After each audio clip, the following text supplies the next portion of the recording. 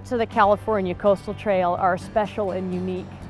The Monterey Bay section of the Coastal Trail is particularly special and unique because the Monterey Bay itself is such an amazing ecological feature, and it creates such a splendid backdrop for this trail that hugs the entire edge of the bay. I was born and raised in Monterey. This has been my home. I represented this area in the Congress. I've traveled all over the world with presidents and traveled when I was, Secretary of Defense in the CIA, and we always felt that this is, one of the most beautiful areas on the face of the earth. The other thing about Monterey is that it's such a draw for the public anyway. You've got historic Cannery Row, made famous obviously by John Steinbeck's book of the same name. You've got the world-class Monterey Aquarium. We're a small city of 28,000 people, but on any given day we'll have 100 to 150,000 people here, tourists and people who work. We have a symphony, 2 wharves, a downtown, a conference center. It's really kind of amazing. It's what the little engine that could, the little city that could. And millions of visitors come to Monterey every year to experience this area.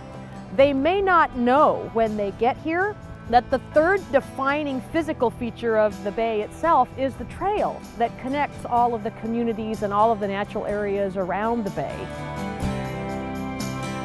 It will become immediately apparent to you that you can't go anywhere on the coast of Monterey along the bay without using some part of the trail. It really is the dominant geographic feature here in the landscape.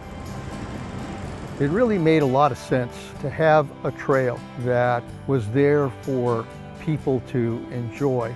The ocean is so much a part of our life that we really wanted to provide a recreational trail that would allow people to bike and to walk and to be able to look out on the Monterey Bay. So when people come to Monterey and they go for a walk or a jog or they ride their bike on the trail, they just take it for granted. It's so obviously wonderful that I think most people just assume that it was in the plans all along, like Central Park in New York, but that absolutely is not the case. And if it weren't for a very specific twist of fate, what you would be looking at here today is a wall of high-rise luxury condominiums and hotels.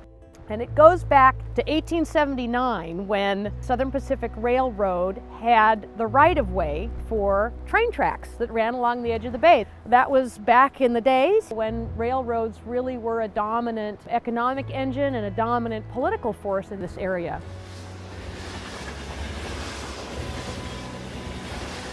At one time, trains came down from San Francisco, passenger trains. But also trains came through here where they mined sand. So all this pristine, beautiful white sand got hauled on to the train. Kind of the urban folklore is that many beaches in Hawaii, which is volcanic, have beautiful white sand, complements of the Monterey Peninsula. But over the years, the rail line became less and less useful, and then they sent their workers down to just start pulling up the tracks. And so there was a big meeting in San Francisco, and Southern Pacific told the Coastal Commission very clearly, you don't understand, we're not in the railroad business anymore. We're in the real estate business, and that's our land, and we plan to develop it. We went to court, and the court agreed with us. The Coastal Commission won the very first test case nationally for the Coastal Zone Management Act. Back in the 70s, once the right-of-way was acquired, we were interested in trails, and at that time there was a discussion nationwide about converting old railroad right-of-ways to trails.